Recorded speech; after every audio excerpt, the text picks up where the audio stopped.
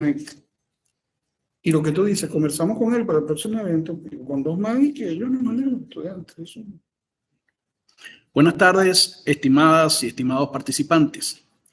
Dando continuidad a las políticas de formación que impulsa la magistrada presidenta del Tribunal Supremo de Justicia, la doctora Carislia Beatriz Rodríguez Rodríguez, el doctor Guillermo Blanco Vázquez, director general de la Escuela Nacional de la Magistratura, ha elaborado una programación de ponencias en línea con la finalidad de abordar diferentes temáticas prioritarias. El tema de hoy se intitula Derecho Penal Internacional, la última frontera, dictada por el doctor Isaac Rafael Nieves Luis. El doctor Nieves es egresado con el título de abogado por la Universidad Santa María y es especialista en Derecho del Trabajo por la misma universidad. También es especialista en Derecho Penal Internacional, especialista en Gobernabilidad y Políticas Públicas, especialista en Derechos Humanos y en Derecho Humanitario por la Universidad Latinoamericana y del Caribe. Es doctor en Ciencias de la Educación y obtuvo el doctorado honoris causa por la Universidad Hispana de la República del Perú. El doctor Isaac ha asumido diversos cargos en la defensa pública. Entre ellos fue defensor público 7, con competencia en lo contencioso administrativo y disciplinario, judicial en el área metropolitana de Caracas. Del mismo modo, ha ejercido el adoptivo y disciplinario, judicial en el área metropolitana de Caracas. Del mismo modo, ha ejercido la docencia en varias instituciones de pregrado y posgrado, como la Universidad Latinoamericana y del Caribe, ULAC, Universidad Católica Santa Rosa, en la Università di Seborga, Italia, en la Escuela Nacional de la Defensa Pública, la Escuela Nacional de la Magistratura, entre otras. Actualmente es director ejecutivo del grupo Sigma Grupo, y profesor universitario. Estimado doctor, el estrado es suyo.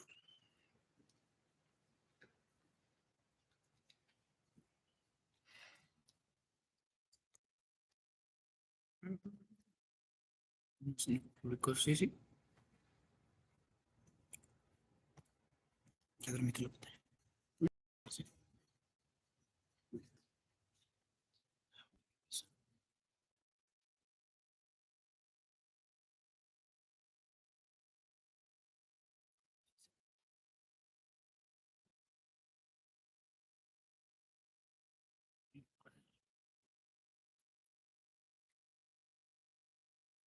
Buenas tardes para todos. Estamos comenzando puntual. Qué cosa tan buena, ¿no? Y como que no es nuestro hábito. Bueno, yo quiero agradecer la invitación que me ha hecho la Escuela de la Magistratura a disertar sobre este tema tan interesante y además que se enmarca plenamente en el día, porque es que hoy conmemoramos el inicio del desembarco a Normandía, que fue una de las acciones más importantes para que los aliados pudieran ganar la Segunda Guerra Mundial. No como dicen algunos que fue la definitiva, a juicio de este servidor, fue una de las más importantes. Entonces estamos en el marco de un gran día para la humanidad, como es la derrota o el comienzo de la derrota definitiva del fascismo. Pero bueno, comencemos entonces un poquito nuestro trajinar. Nuestra conversa de hoy la hemos llamado el derecho penal internacional, la última frontera. Y en el desarrollo de esta ponencia nosotros vamos a ir descubriendo por qué le hemos dicho así y vamos a ir descubriendo el impacto de esta nueva forma de justicia penal transnacional frente a los distintos crímenes que ella comprende. Debo empezar diciéndoles que el derecho penal internacional es una rama del derecho internacional público. No como podamos pensar que es una rama privada del derecho penal, por el contrario, es una rama del derecho internacional público con muchísimo vigor e empuje, pero es muy nueva. Como ustedes saben, el derecho internacional público tiene sus orígenes en la antigüedad y podemos encontrar un hecho fundamental en la Paz de Westfalia, donde las naciones deciden el principio de primus inter pares y crea entonces la posibilidad de que los estados nacionales puedan ser iguales en el escenario mundial, independientemente de otras razones. Entonces podemos decir que esta es una rama del derecho internacional público que respeta esa soberanía y los principios del derecho internacional público, en especial la suplementariedad. Entonces, bueno, pues nada, comencemos a conversar un poquito de cuál es el origen del derecho penal internacional y verán también el porqué de la relación de esta rama del derecho con los hechos que hoy narramos, el desembarco de Normandía. Permiso. Ya después del Pacto de Versalles, que nos permite la rendición en la Primera Guerra Mundial, se trata de juzgar a los responsables de esa guerra y de los hechos bélicos que ahí se narran sin mucho éxito. Pero como les digo, había estudiantes cuando dictábamos esta cátedra y no existe tal diferencia entre la Primera y la Segunda Guerra Mundial. Lo que existe es una pausa en las relaciones porque lo que da origen al conflicto, que es la transformación de la humanidad y las relaciones de productividad basadas en la revolución industrial, pues seguía estando allí, latente, y algunos hechos como la Guerra Civil Española y otros hechos relevantes en el mundo nos demuestran que tal paz nunca existió. Sin embargo, el 20 de noviembre de 1945, ya tomada por los soviéticos el enclave alemán, comienza en el Palacio de Justicia de Nuremberg el primer juicio contra los principales líderes de la Alemania nazi. A eso se le ha dado por llamar los juicios de Nuremberg. Y es un acuerdo internacional donde se decide ahora, lejos de lo que se estilaba antes, juzgar a los principales actores de el tema de la Alemania nazi. Este hecho es marcador. Los juicios eran juzgar crímenes de las dimensiones de la Segunda Guerra Mundial. Recuerden que estamos hablando de más de 80 millones de fallecidos. Recuerden que estamos hablando de ciudades completas arrasadas. Y la humanidad decide ponerse de acuerdo. Sin embargo, este tribunal lo conforman 4 países, que son Estados Unidos, Rusia, Francia, que deciden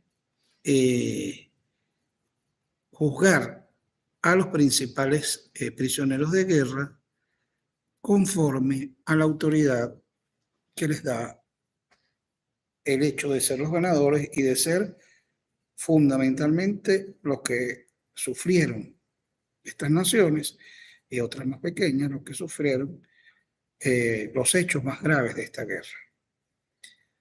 La autoridad del Tribunal Militar entonces era sobre 4 hechos que se discutieron en la llamada Carta de Londres, que se formó el 8 de agosto de 1945. Allí es donde se firma el acuerdo entre Gran Bretaña, la Unión Soviética, Francia, y con la finalidad de juzgar a los principales actores de este horrendo conflicto bélico. Ellos tenían autorización para juzgar sobre 4 hechos. Vamos a verlo. Para pasarlo a la lámina, hermano, simplemente le doy. Ok.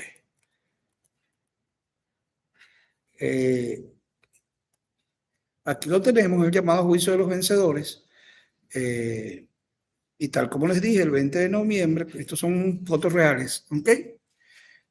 Y la cantidad de líderes de la Alemania nazi que comparecieron al juicio. Comienza en 1945 el citado juicio y estamos hablando de que se enfrenta a 5.000 peticiones de procesamientos individuales contra estos señores y contra otros que no teníamos allí. Imagínense las dimensiones de este tribunal que advierte sobre 5.000 peticiones de procesamientos individuales. Se efectuaron 216 sesiones con las cuales se tomaron los veredictos de los cuales vamos a hablar más adelante y se imputaron los 3 crímenes que autorizaba la Carta de Londres, que son crímenes contra la paz, o sea, promover la guerra, los crímenes de guerra propiamente dicho y los crímenes contra la humanidad. Podemos decir entonces que el primer procedimiento de derecho penal internacional comprendía estos tres crímenes: crímenes contra la paz, crímenes de guerra y crímenes contra la humanidad. Los crímenes contra la paz es la dirección, preparación y desencadenamiento del desarrollo de la guerra, o sea, promover la guerra. Luego tenemos los crímenes de guerra, que son las violaciones y los hechos admitidos en la guerra formalmente, y los crímenes contra la humanidad, que como sabemos fue la imputación de los civiles, la destrucción de patrimonio histórico y todo el descuadre que causó la situación que estamos planteando. Así tenemos un origen definitivo del derecho penal internacional. Lo encontramos en los juicios de Nuremberg, tiene un origen. Y el origen consistía en castigar a los criminales de guerra de la Alemania nazi. ¿Ve por qué les decía que el hecho de que hoy sea el día del desembarco en Normandía cabe plenamente? Y el día, las cosas llegan a su tiempo, ¿verdad? Continuando, podemos decir entonces que el primer juicio procesó a 611 criminales de guerra nazis. Debemos aclarar esto porque los italianos tuvieron un proceso distinto, donde ellos a lo interno destronan al partido facho y se arreglan ellos a lo interno. Esto no quiere decir que no hayan hecho nada, ¿no? Y los japoneses se someten luego a los tribunales de Tokio, Japón, que son una consecuencia de este primer juicio de Nuremberg. Podemos ver entonces que en el primer juicio se sentencia a 24 personas, fueron 16 juicios en total, se les da pena de muerte a 12, de 24 a la mitad, se condena de cadena perpetua a 3 y fueron absueltos 3. Tenemos en poder el nombre de los absueltos, de quienes fueron los castigados, pero consideramos que esto pudiera ser en este momento más un retraso que otra cosa. Sin embargo, déjenme decirles que este juicio tiene unas críticas, y unas críticas bien importantes, que luego en el tiempo se va decantando. Se le dice el juicio de los vencedores casi que de forma, ¿cómo lo podemos decir? Socarrona, sería la palabra, profe, socarrona. Casi, ¿por qué? Porque son los ganadores los que juzgan a los perdedores. Entonces se le dice el juicio de los vencedores un poco por aquello de que el vencedor escribe la historia, ¿no? Sin embargo, pudimos en algún momento comentar cómo fue la defensa de los alemanes, brillante. Sin embargo, ya vimos el resultado acá, pues 12 sometidos a pena de muerte. Hay uno, si el número no, el número le va a descuadrar, porque es que hay uno que muere a mitad del tránsito y hay otros que fueron condenados a unas cadenas de 10 años y 12 años de prisión. En la posibilidad de que tuvieran menos participación en todo esto.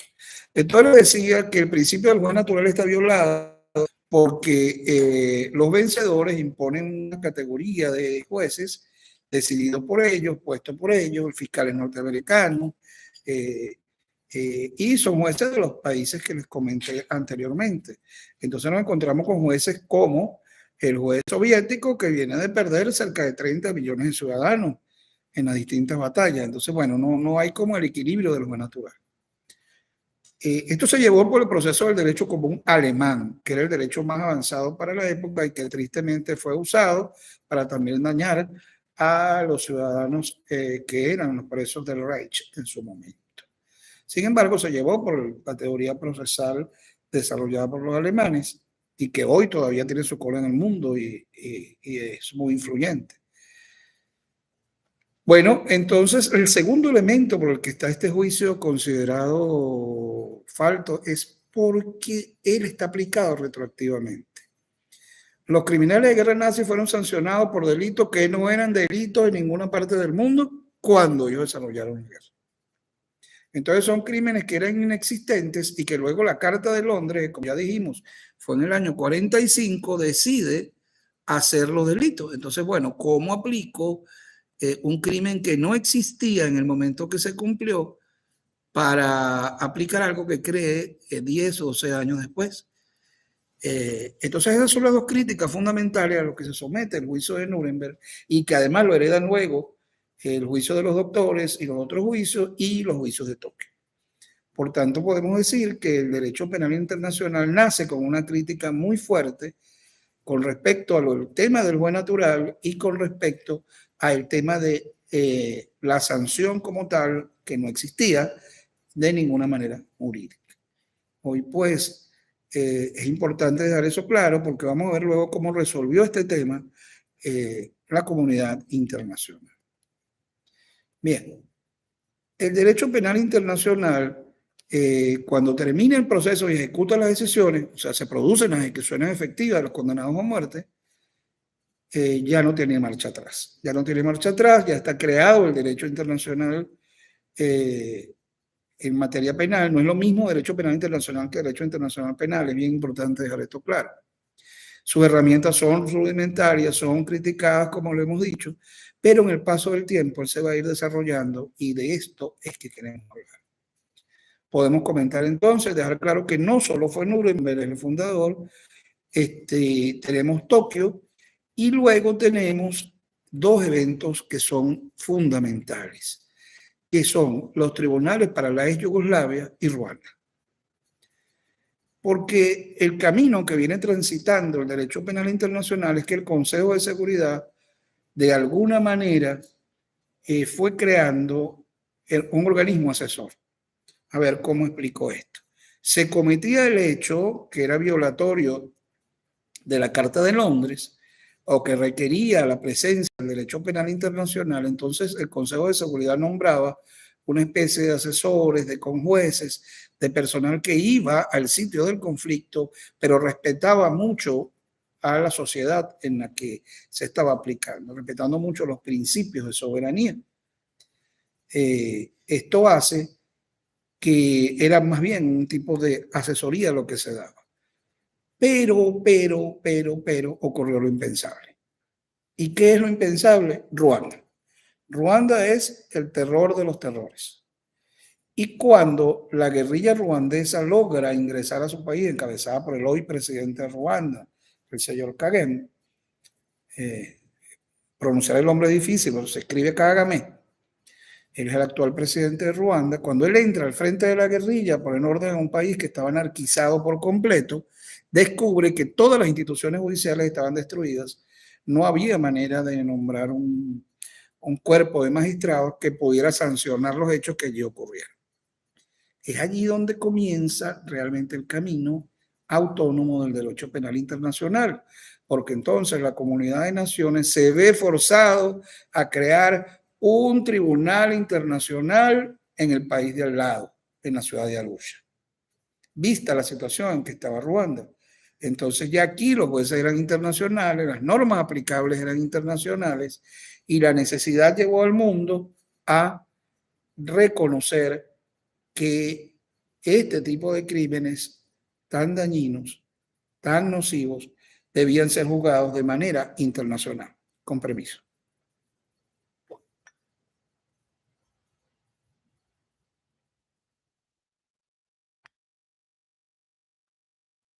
Me felicitarlo por el café a los compañeros de la escuela de la magistratura, está muy bueno.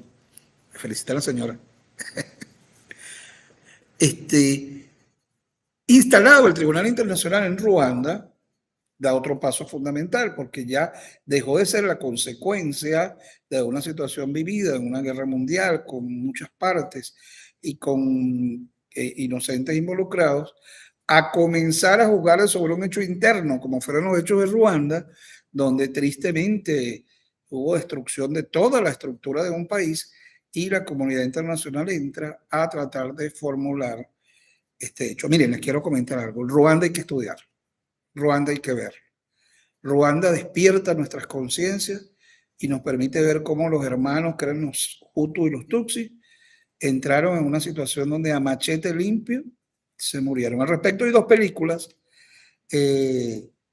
que es interesante ver, una difícil de conseguir, que es Algunas veces en abril, que nos delata la trayectoria de uno de los agitadores de Ruanda y luego condenado, y Hotel Ruanda, que es la que describe el oficial de Naciones Unidas, un coronel canadiense, sobre los hechos allí ocurridos. Ese inciso se los dejo allí.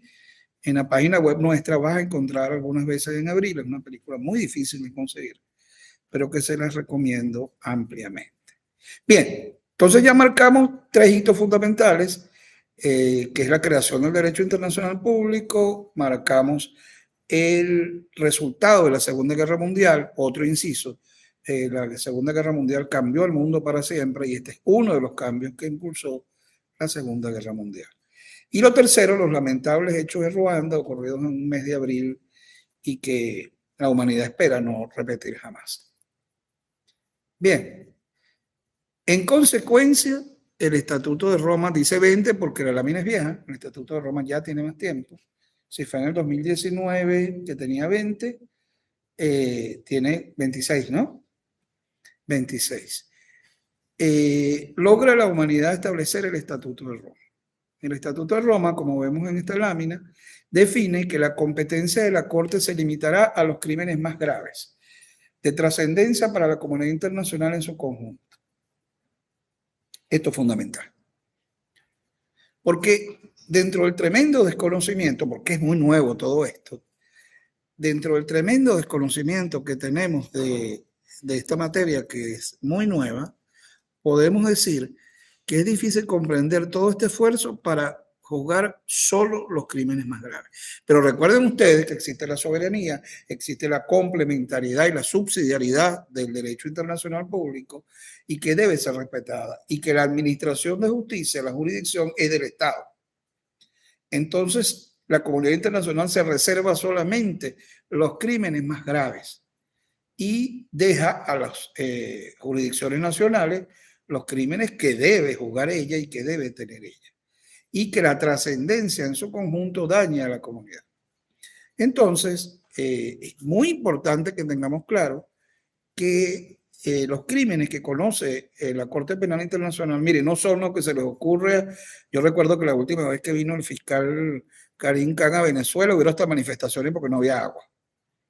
Pues resulta que los crímenes de los cuales debe conocer, fíjense que hablo de crímenes, no de delitos, esta es otra diferencia fundamental. El derecho penal internacional conoce crímenes, los derechos nacionales conocen delitos. Y esto es importante tenerlo claro. Entonces vemos el genocidio, por razones obvias, la lesa humanidad, los crímenes de guerra y últimamente en el año 2010 se incorpora el crimen de agresión. La Corte Penal Internacional, repito, a riesgo de ser fastidioso, tiene reconocida su jurisdicción sobre estos 4 crímenes. Pero además, cuando vemos los elementos de los crímenes, pudieran ser delitos comunes, pero cuando los delitos estén insertos en los delitos más graves y que tengan trascendencia para la comunidad, entonces será un crimen de derecho penal internacional. Otro comentario, pues, en el mundo entero han tratado de incorporarse otros crímenes. El mismo Estatuto de Roma establece la forma y el nivel de votación que requieren la comunidad de naciones y todos los filtros que debe pasar hacen que esto sea un proceso medianamente largo. Entonces hemos oído que se ha atentado contra la democracia, que sí, y bueno, de verdad que poner de acuerdo a la comunidad internacional, y lo vemos con el crimen de agresión, no ha sido cosa sencilla. Eso está allí. Continuando. Entonces, reiteramos que de los 3 delitos originales, los 3 crímenes de la Carta de Londres, evoluciona la Corte Penal Internacional a estos 4 delitos, a estos 4 crímenes. Yo estoy cometiendo el mismo error que dije que no debía cometer, a estos 4 crímenes, pero además crea una corte estable. Porque después de lo de Ruanda, dicen, bueno, y después de la crítica del juez natural y de los tipos penales no establecidos, dijeron, vamos a resolver esto de raíz. Y resuelven esto de raíz, ¿de qué manera? Le dan a la Corte su propio espacio. Entonces tenemos una Corte Penal Internacional, o un fiscal de la Corte Penal Internacional y toda una estructura que ya está allí y que es la que va a conocer. Ya no voy a necesitar crear un tribunal para cada caso. Les comento que en el caso de Ruanda, escasamente hace 1 o 2 años, fue que el tribunal consideró cerradas sus sesiones. Crearon una especie de tribunales de menor jerarquía, populares y todo esto que llamaban KGK. Y así fue que pudieron resolver por la magnitud de lo que Ruanda ocurrió. Y estamos hablando de que apenas en el 2023 o en el 2022 es que ellos declaran cerrada el tema de las sanciones. Pero ya existía porque no podían cerrar lo que ya existía, ya estaba instalada la Corte con sus 4 crímenes establecidos. Bien, vamos a pasar ahora a estudiar estos crímenes, dónde los ubicamos y cuál es la situación en que se encuentran ellos. Esta lámina, bien bonita por cierto, nos establece que el genocidio lo vamos a encontrar en el artículo 6 del Estatuto de Roma, de la Corte Penal Internacional. Vamos a encontrar el crimen de lesa humanidad en el artículo 7 de la Corte Penal Internacional también, en el Estatuto de Roma. El artículo 8, los crímenes de guerra. Este es un material interesantísimo de los crímenes de guerra y que está vinculado directamente al derecho humanitario. Y el que se inserta en el año 2010, que es el 8B, que es el crimen de agresión. Ya vamos a explicar por qué el crimen de agresión también se inserta luego. Pero allí nos tenemos ya en este grafiquito donde con nuestro Estatuto de Roma de la Corte Penal Internacional podemos encontrar los crímenes. Voy a resaltar algo que ya he dicho. Es esto y nada más. No hay más allá de esto. Sin embargo, son amplísimos, tienen muchísimas características propias, donde vamos a pasar a estudiarlo como en una segunda parte de esto, ¿no? Vamos a ver. Genocidio. El estatuto, en su artículo 6, nos dice que se entenderá por genocidio cualquiera de los hechos, de los actos mencionados en los elementos de los crímenes, a continuación, con la intención de destruir total o parcialmente un grupo nacional, étnico, racial o religioso como tal. Yo creo que más claro no canta un gallo, ¿no? Esta lámina demoledora sobre los soldados soviéticos tratando de ver qué hacen con la cantidad de cadáveres. Sí, son cadáveres y sí ocurrió durante la Segunda Guerra Mundial. Pero vamos a ver, genocidio, que es un término acuñado por Lenken y que es asumido luego en la legislación, plantea los actos perpetrados con la intención, fíjense que aquí da un nivel de intencionalidad, de destruir total o parcialmente un grupo nacional. De homicidio a genocidio. Entonces ya yo no atento contra el ser humano, sino atento contra un grupo nacional, étnico, racial o religioso, un grupo humano. Y aquí la intención es destruir. No es hacer el dolor, no es comprarle caramelos, no, es destruir. ¿Y por qué quiero pararme acá? Porque es que vemos que el término viene siendo usado con alguna ligereza. El término viene siendo usado con alguna displacencia. Y es grave. Este es el crimen de los crímenes, simplemente. Usted busca eliminar un grupo racial. Por supuesto, esto deriva directamente de la solución final que aplica el Movimiento Nacional Socialista. Y más claramente lo vemos en Ruanda, cuando Tutsis y Hutus trataron de eliminarse mutuamente como grupos raciales. Por cierto, con lo de Ruanda, después la antropología determinó que eran el mismo grupo racial dividido entre labradores y criadores de ganado. Pero miren la magnitud, el nivel de maldad que significa querer eliminarlo. Hoy por hoy, pareciera que todavía hay algunos loquitos por ahí tratando de eliminar grupos determinados. Ahorrémonos el comentario. Pero entonces, el artículo 6 es claro. No es genocidio si no persigue destruir total o parcialmente un grupo humano. Entonces, por favor, todas estas expresiones de que además entonces pretenden cambiar el genocidio cultural, genocidio democrático, genocidio para acá, genocidio para allá. La definición está en el artículo 6. La definición está en el artículo 6 y debemos tenerla clara. Yo creo que es un término con el que no se debe jugar por lo que ello implica. Les decía que en mis investigaciones hemos encontrado que al hablar de genocidio cultural, de genocidio de la democracia, de genocidio, pues bueno. Pero finalmente siempre debe tratar de intentar destruir un grupo humano.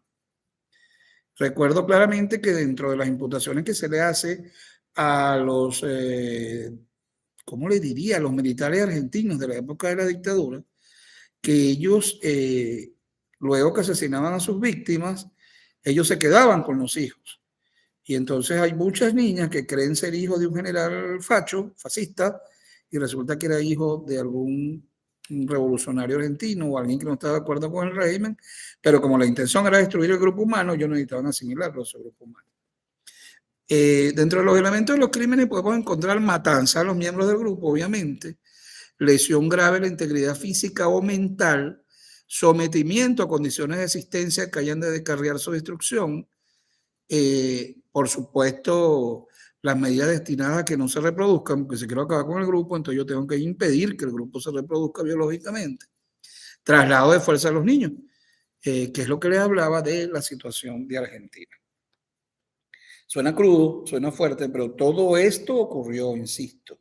No estamos inventando nada que no esté documentado en la historia. A veces decimos es muy fácil, a veces decimos ojalá hubiera ocurrido. Ayer oí decir a alguien que bueno, si Hitler hubiera dominado el mundo las cosas cambiaran. Bueno, ahí está la imagen de la cantidad de fallecidos. Sí, las cosas hubieran cambiado quién sabe cómo. Vamos con el segundo, que es la lesa humanidad.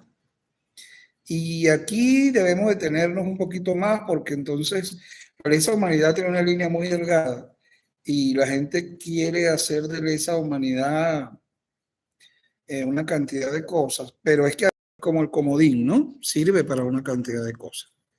El Estatuto de Roma nos dice que a los efectos del presente estatuto se entenderá por crimen de lesa humanidad cualquiera de los actos siguientes, los elementos de los crímenes, cuando se cometa como parte de un ataque generalizado o sistemático. Aquí está el verbo rector. Ataque generalizado o sistemático. Son varios hechos y generalizado, no distingue. A diferencia de aquel que distingue un grupo humano, la lesa humanidad no lo distingue. Contra una población civil, porque si no, en la guerra cuando te ataque al enemigo fuera lesa humanidad. Esto estamos hablando de que es contra una población civil y con conocimiento de dicho ataque. ¿Qué quiere decir con conocimiento de dicho ataque? Premeditado, pensado y hecho. Y ya vamos a ver algunos ejemplos que nos explican esto. Vemos con frecuencia también, no solo con el genocidio, con más frecuencia que con el genocidio, que la gente considera lesa humanidad lo primero que lo daña. Pero el ataque debe ser sistematizado, el ataque debe ser sistemático y debe ser general y es contra una población civil determinada. Estos elementos debemos tenerlos claros para poder comprender luego esta redacción. Miren, la redacción por lo general del derecho es muy preciso y nos da unos ejemplos de lesa humanidad. El exterminio, la esclavitud, que es más sufrimiento que esclavizar a un grupo humano. La deportación o traslado forzoso de la población, ¿le suena? ¿Le suena? A mí me suena mucho. Encarcelación u otra privación grave de la libertad física en violación a las normas fundamentales. La tortura, que obviamente puede ser individual o en grupo, pero debe ser parte de un crimen generalizado para que sea lesa humanidad. No toda tortura es lesa humanidad, la tortura es tortura. Violación, esclavitud sexual, prostitución forzada, embarazo forzado, esterilización forzada. Fíjense que hay un elemento común aquí con el genocidio. Bien, persecución de un grupo o colectividad con identidad propia fundado en motivos políticos, raciales, nacionales, étnicos, culturales y religiosos. ¿Les suena? Ah, me sigue sonando. Y otros motivos universalmente reconocidos como inaceptables en el derecho internacional. Desaparición de personas y en el literal J encontramos algo que es una joyita, que es el crimen de apartheid. El apartheid es un crimen de lesa humanidad. ¿Y qué es el apartheid? El apartheid no es más que la separación del grupo humano en condiciones ínfimas en un espacio social reducido y determinado. Los guetos o el apartheid de Sudáfrica. Se dice que la inspiración, inclusive el nombre de apartheid, tiene que ver con Sudáfrica y toda aquella inmensa lucha que dio ese gigante llamado Nelson Mandela. Sin embargo, debemos recordar que ya los alemanes hacían apartheid, hacían los guetos y separaban a un grupo humano cual leprosos de la sociedad completa. Y aquí fotografiamos claramente la lesa humanidad, porque ustedes lo colocan en condiciones infrahumanas, donde no pueden trabajar, donde hay una semi-esclavitud, y podemos fotografiar claramente el apartheid de la Segunda Guerra Mundial y podemos determinarlo del crimen de lesa humanidad. Hay un libro, hay un disco, una película, mira, lo llevé a disco, película, que se llama El Poder de Uno, que cuenta cómo dos jóvenes sudafricanos se metieron en los guetos en Ciudad del Cabo, en Cape Town, para tratar de alfabetizar y lo que ellos encontraron dentro. Van a decir, bueno, este profesor nos puso de película. Bueno, no nos puso de cosas desagradables. Se llama El Poder de Uno. Bien, es fundamental que manejemos la lesa humanidad. La lesa humanidad, van a decir que es que pusieron a unos jóvenes a tomar sol indiscriminadamente y que eso es lesa humanidad. Vamos a tenerlo claro. Las características, los elementos de este crimen. Es un ataque generalizado, es sistemático y es contra una población civil y con conocimiento. Bien, continuemos. No lo sabe, pero que es bien interesante, que son los crímenes de guerra. Yo mato un poquito de agua, ¿bien?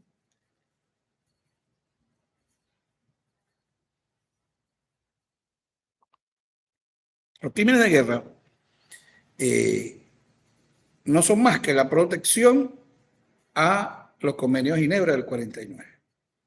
Quiere decir que el derecho humanitario está protegido por la Corte Penal Internacional y el Estatuto de Roma. Porque claramente nos dice, con respecto a los crímenes de guerra en particular, cuando se comentan con parte de un plan o política o parte de la comisión de tales crímenes, ¿le suena? A mí me sigue sonando. Se entiende por crímenes de guerra las infracciones graves, los convenios de Ginebra y sus protocolos adicionales del 12 de agosto del 49, saber. Como ustedes saben, el derecho humanitario es un monumento que tiene la humanidad que trata de ponerle límites y reglas a lo que no tiene límites, que es a la guerra.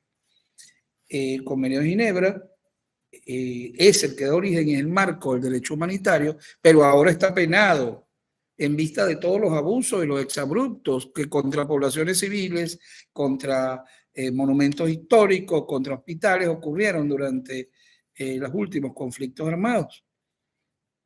Entiéndase, por ejemplo, Ruanda, ¿no?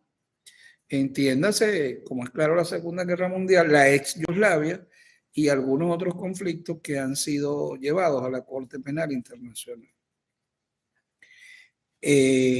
Obviamente los crímenes de guerra se cometen durante la guerra. Esa es una característica que cuando damos las conferencias de terrorismo lo decimos, que para nosotros es muy importante dejar claro que hay crímenes en tiempos de paz y crímenes en tiempos de guerra. Este es un crimen en tiempos de guerra. Porque en tiempos de guerra usted tiene un ejército, tiene otro ejército, pero tiene los civiles en el medio. Y una de las características de las convenciones de derecho humanitario es que tratan no solo de regular el sufrimiento de los combatientes, sino de limitar la guerra a los combates entre los ejércitos. Eso, como ustedes saben, no ocurrió durante la guerra civil.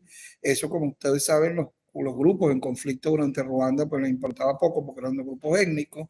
Eso, como ustedes saben, en la Yugoslavia tomó ribetes de tragedia. Y hemos visto cómo en distintos conflictos la cuestión bélica trata de permear toda la sociedad. Entonces, bueno, ellos nos dicen que los convenios de Ginebra, el homicidio intencional, usted en la guerra no, después que tener neutralizado al enemigo no hay razón para que usted cometa homicidio, la tortura o tratos inhumanos, los experimentos biológicos, el hecho de causar deliberadamente grandes sufrimientos a los combatientes, la destrucción de los bienes no justificados por necesidades militares. Mire, usted está en un combate, usted necesita tomar un cuartel, por decir algo, y eso es válido dentro de la guerra. Lo que no puede ser válido es lo que es dispararle a las pirámides de Egipto, como en el pasado remoto lo vimos. Lo que no puede ser válido es traerse las obras de arte de la Francia ocupada.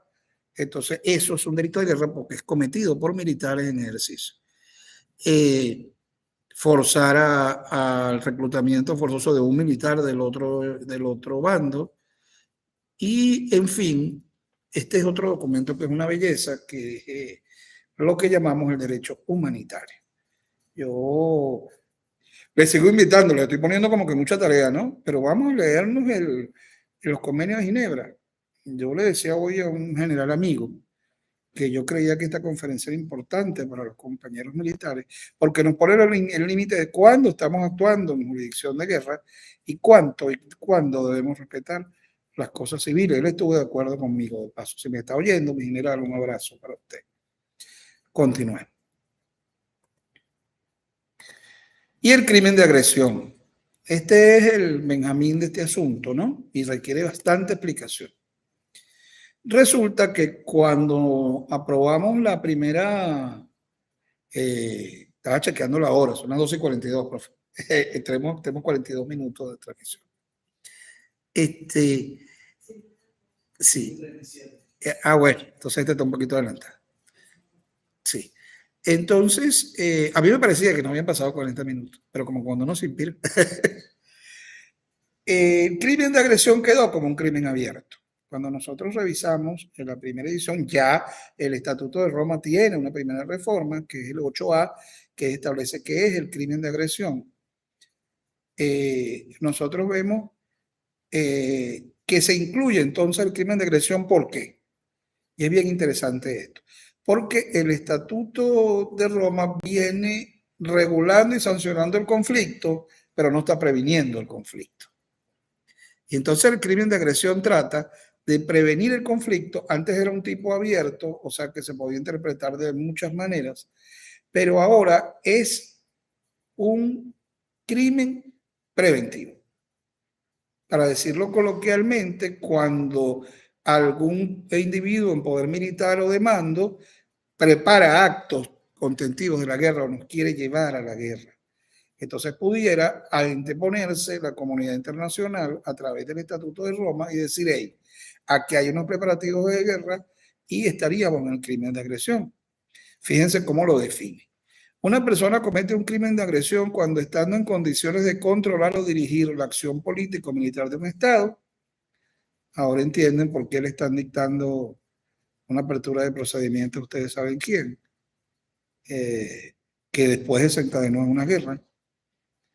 Esa persona planifica, prepara, inicia o realiza actos de agresión que por sus características, gravedad y escala constituye una violación manifiesta de las Cartas de las Naciones Unidas. Prepara, inicia o realiza. Como podemos ver, es preventivo. Le está diciendo, es que en principio la guerra está prohibida y eso no debemos perderlo de vista. Le están diciendo, mira, no vamos a permitir que tú desencadenes una guerra porque te parece. Entonces allí está el crimen de agresión. Yo recuerdo claramente que alguna vez manifesté que en el mundo viven agrediéndose y que la gente no utiliza este artículo, pero es que este artículo está aprobado desde el 2011 y parte de la labor de difusión del derecho penal internacional ha sido muy lenta y pareciera que no lo vemos. Por supuesto, podemos ver la descripción de lo que nos dice con respecto a la agresión. Vamos a ver qué nos dice el artículo de... Ajá. Aquí lo tenemos. Por ejemplo, el alistamiento forzado, el servicio militar forzado. Y en general, el artículo es muy moderno y nos permite conocer esto. Vamos a leer algunos nada más. Me vine para los crímenes de guerra.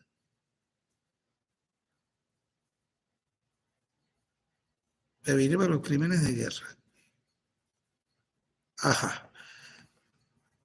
Fíjase, entra mi...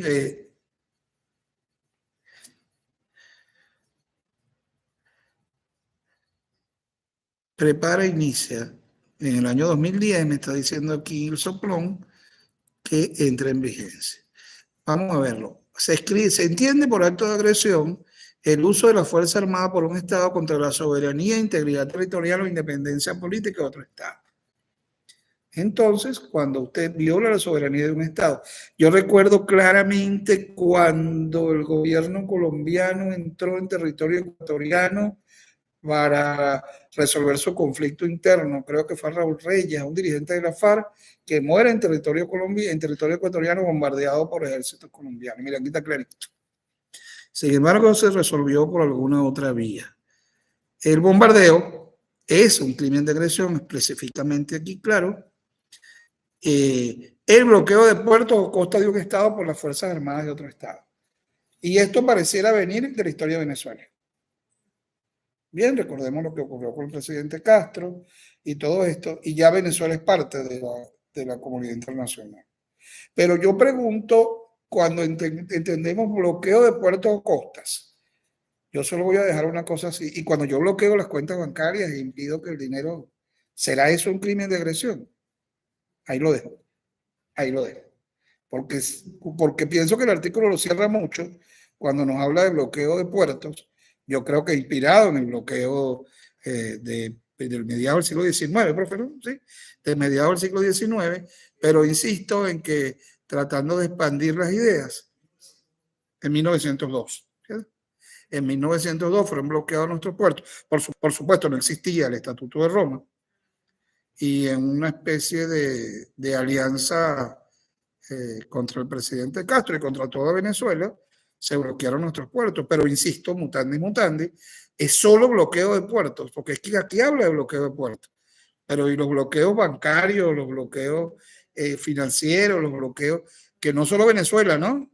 Hay varios países que están sometidos a bloqueo y que algún presidente que ahora está juzgado por la justicia norteamericana lo usaba como un juguete, ¿no? Alguna vez recuerdo que amenazó a Alemania de bloquear y los alemanes se les tortillaron de la risa. El ataque por las Fuerzas Armadas de un Estado contra las Fuerzas Armadas es lógico.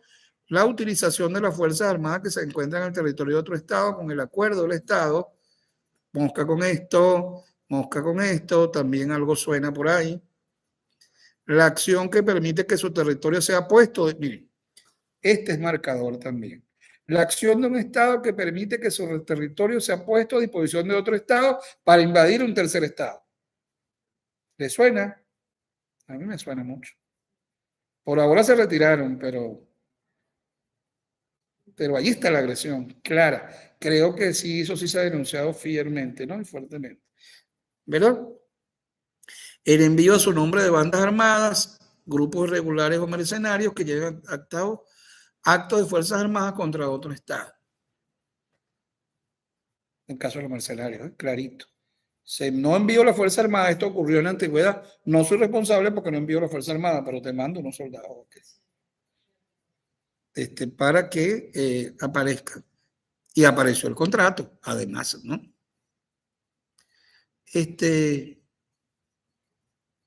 Bueno, y la existencia de un estado de guerra y un estado agredido y uno agresor. Este crimen de agresión, como les digo, es casi que un sueño de que la humanidad pueda lograr frenar los hechos bélicos antes de que se den. De hecho, hay naciones que todavía no lo han ratificado. Está allí. Venezuela lo ratificó porque este es otro elemento que quiero comentarles del derecho penal internacional, que tiene fuero atrayente. Si una de las naciones es miembro de este convenio, ella atrae a las otras naciones si no lo hayan firmado. ¿Por qué? Porque sabemos de superpotencias que no firman nada. No firman ni la Convención del Niño, Niña y el Adolescente. No firman nada, tratando de evadir el derecho internacional público. Pero Estatuto de Roma tiene la característica que si uno de los que firma es miembro, puede. La otra característica fundamental que les comenté es su supletoriedad y complementariedad. ¿Por qué? Porque ellos no pretenden sustituir al Estado Nacional. Cuando entra el derecho penal internacional es cuando el Estado no ha sancionado o no ha investigado o se nota que el Estado no tiene interés allí, entonces él complementa el derecho, como el caso de Venezuela. Hay un articulito del COP que establece estas cosas, pero no dice que es un convenio internacional. Entonces allí complementa el derecho penal. Y es supletorio porque cuando no hay acción, entonces el derecho internacional puede venir a accionar porque el Estado es miembro de la convención. Esta es una característica fundamental que debemos tener claro. ¿Por qué? Porque cuando vemos a Ayotzinapa, notamos que los mexicanos periódicamente tienen un hallazgo, periódicamente aparece un cadáver que hay que investigar. ¿Por qué? Porque los mexicanos necesitan decirle al mundo que ellos están investigando los hechos, que ellos están viendo los hechos. Cuando ustedes vean la noticia, además los mexicanos son como muy alarmistas, ¿no? Cuando usted vea la noticia, que en Ayotzinapa aparecieron 4, que sí son, eso es para que el derecho internacional no pueda decir que usted no está investigando. Eso es para darle un marco regulatorio, porque además el derecho penal internacional es muy lento, porque él se basa en los organismos investigativos de cada país.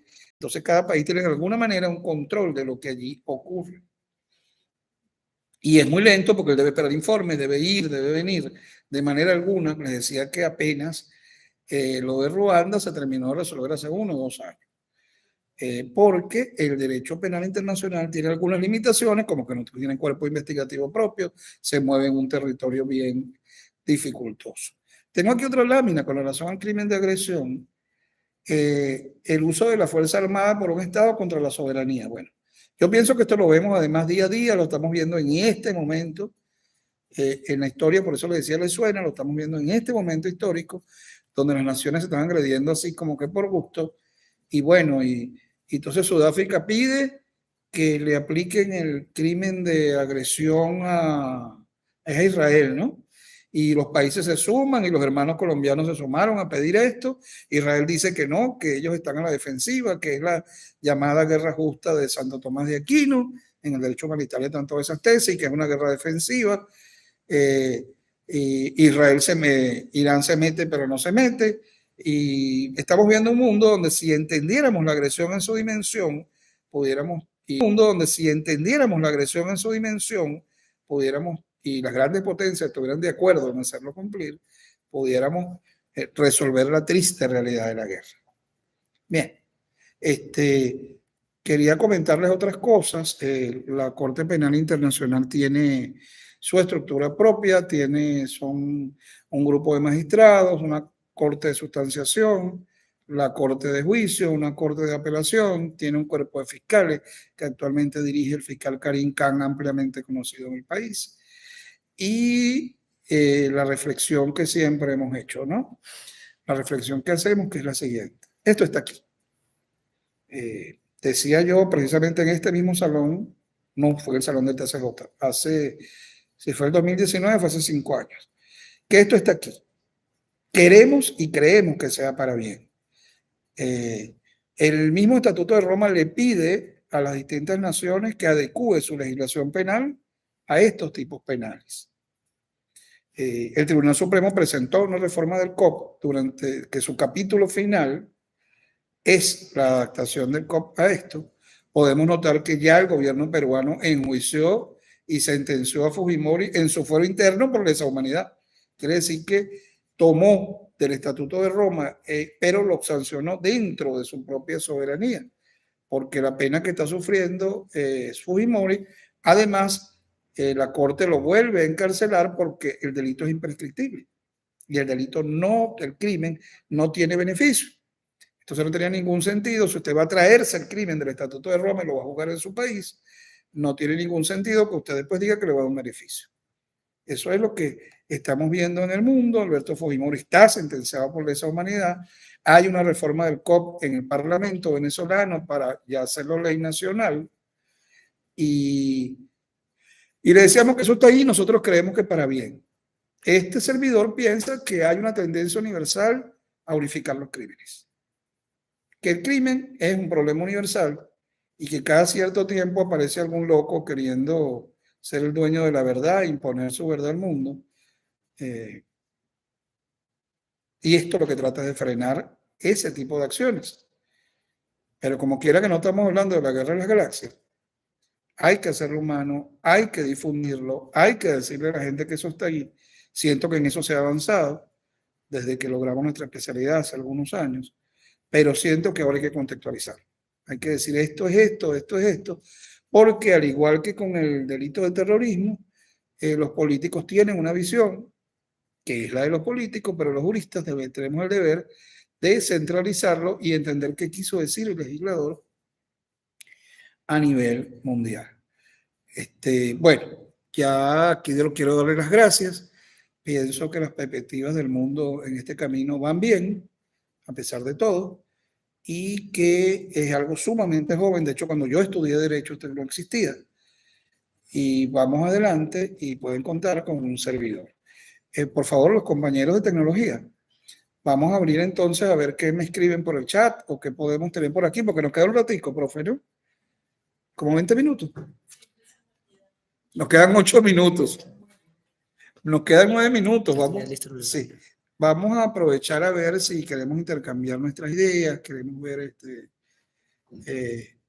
cómo va la cosa, ¿no? Quisiera oír sus opiniones, lo que quieran. Espero, para tenerlas aquí. Caramba, estamos full, ¿no? ¿Ah? Estamos full. Aquí Judy Merchan dice excelente. Luis Daniel Bastardo dice buenas tardes. De Valle del Tuy. Extraordinario ponente, dice Germán. Gracias, Germán. Osmir Carpio dice el derecho penal internacional es una herramienta fundamental para prevenir y castigar los delitos más graves que afecten a la comunidad internacional. Sin duda, eso nos lo dice el mismo Estatuto de Roma en sus primeros capítulos, por lo que insisto, no es que me robaron, me arrebataron la cadena en la Plaza Miranda, entonces tengo que denunciar con Caricá. Tiene un marco de gravedad, de ser terrible, tiene un marco de respeto a las legislaciones nacionales y está enfocado a esos 4 crímenes que hasta ahora han logrado ponerse de acuerdo a la humanidad, que a mí me parece que es un monumento que hayan logrado ponerse de acuerdo. Los demás son saludos, ¿no? Dice extraordinario ponente, dice Hermán Alexander Reina. Luz Adriana Moreno Rodríguez dice excelente ponencia. Dice por acá Delfín Mate estaba aquí escribiendo en este momento. Gracias, excelente ponencia. Aquí, generalmente son presentaciones, pero también pues elogian la ponencia. Algunos dicen importante ponencia en estos momentos. Dicen excelente conocimiento, siempre nos hace mejor. En materia internacional, excelente ponencia. Oye, gracias por los halagos. No soy, ¿cómo lo digo, profe? Yo no soy afecto a los halagos, pero bueno, muchas gracias. Sí, bueno, tratamos de difundir el conocimiento. Ustedes saben que esto no es algo nuevo. Y considero que es pertinente, como decía usted. Considero que es pertinente, como decía usted, en que rusos y ucranianos están en su situación, en que los políticos cualquier cosa amenazan con la Corte Penal Internacional. Sudáfrica tiene una posición, a juicio de un servidor, muy digna, y los hermanos colombianos que han sufrido la violencia en carne propia, violencia que por supuesto a los venezolanos nos entristece, y porque se ha venido para acá de alguna manera también, pero los entristece. Sin embargo, tomaron una posición digna y solicitaron una investigación de lo que allí estaba ocurriendo. Entonces sí, es un momento importante para saberlo, conocerlo, y les insistí con Ruanda, cuidado, Venezuela, cuidado. Entre hermanos los odios no pueden llegar. Entre hermanos puede haber diferencias, pero odios nunca, ¿verdad, profe? Y mucho menos odio para acabar con la vida o con los grupos. La paz. Y eso es lo que busca el derecho penal internacional. Recordemos, y el derecho internacional público, recordemos el eslogan de nunca más. ¿Qué es nunca más? Nunca más solución final, nunca más holocausto, nunca más genocidio, nunca más. Y ese es el sueño del derecho internacional público, incluyendo en esto hasta la OIT.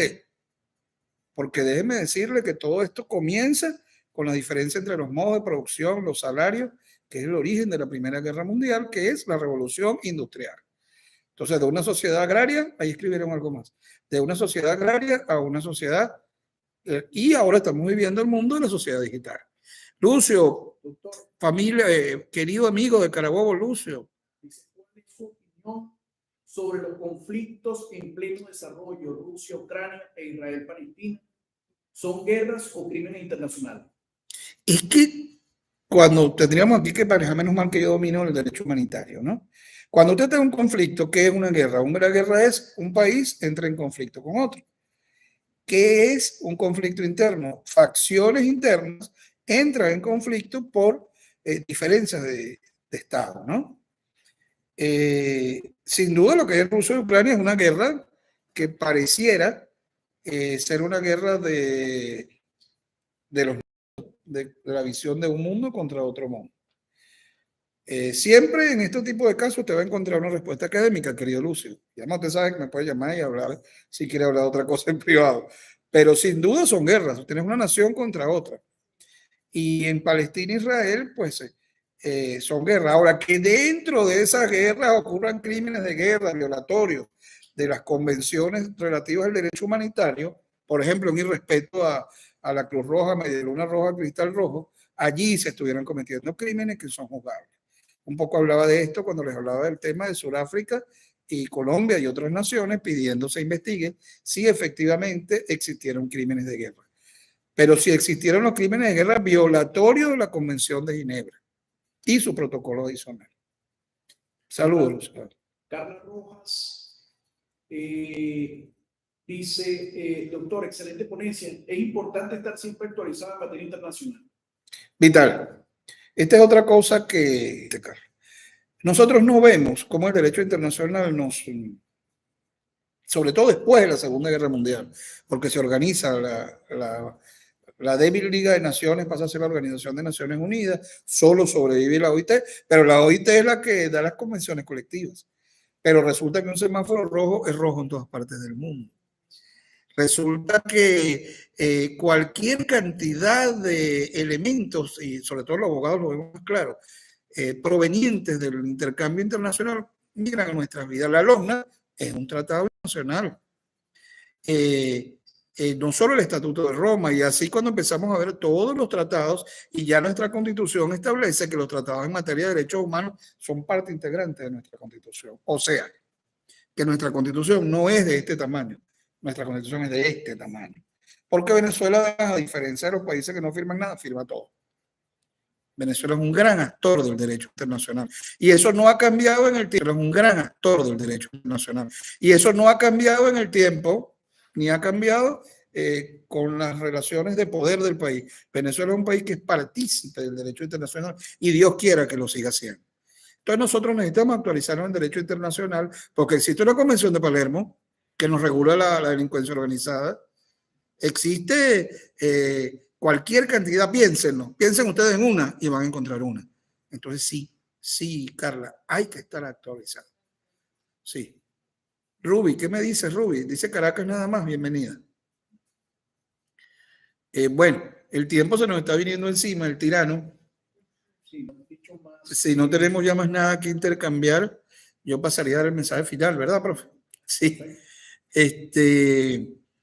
Bueno, esta labor de difundir que nos ha llevado un tiempo, que la Escuela de la Magistratura, tengo este lado, la Escuela de la Magistratura hábilmente, Orlando, saludos, se ha empeñado en esa tarea y quisiéramos pues decirles que gracias, Varina. Elena. Dice, saludos desde Barinas, interesante ponencia en Derecho Internacional. En materia de protección, nosotros aplicamos la Convención de los Derechos del Niño. Claro. ¿Y cómo hace para no aplicarla? Es legislación nacional. Entonces, valga la reflexión. A mí no me toca eso porque yo no soy penalista. La LOGNA, la OIT tiene sus normas propias, o sea, los laboralistas están inmersos en derecho internacional hasta donde ellos ni creen. Y por eso es que hay que estudiarlo, hay que verlo. Les voy a decir algo que a lo mejor suena fastidioso, pero la página internacional de los periódicos nos dice todos los días por dónde va la cosa, cómo va la cosa. Ahora se han puesto de moda algunos programas de opinión internacional, pero es eso, es el interés en investigarlo, en tenerlo. Entonces, bueno, les decía que yo quiero felicitar la iniciativa de la Escuela de la Magistratura. Nosotros en Sigma somos un grupo de internacionalistas, fundamentalmente de todas las ramas de derecho, pero la gran mayoría somos un grupo internacionalista. y creemos firmemente en que hay que difundir, hay que crear. Y sepa la escuela que tienen una persona dispuesta a colaborar. Y si es así, entonces nos desconectamos. Siempre es difícil desconectarse, sobre todo con semejante audiencia, ¿no? Se les quiere mucho y se les agradece su participación y mantenernos alerta siempre, pues. Un abrazo y cuídense mucho.